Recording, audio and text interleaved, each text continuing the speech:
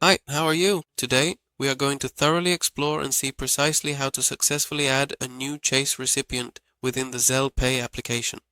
Well, this entire process is designed to be quite simple and straightforward for everyone. We are going to proceed directly here to the official Chase Bank mobile application and then, subsequently, navigate to the section where it clearly states Payments and Transfers, which is this prominent button located right here on the screen. And now what we are going to do right here in this particular section is to simply click on the option where it clearly states Manage Receivements. Okay, we will proceed with that action. Manage Receivements. We're going to carefully select this particular option here. Okay, Initiate Date. And when we do that, what we're going to proceed to do is simply click on the area where it clearly says Zelle. When we click where it says Zelle, we'll see this button here that says Add. We'll simply click it.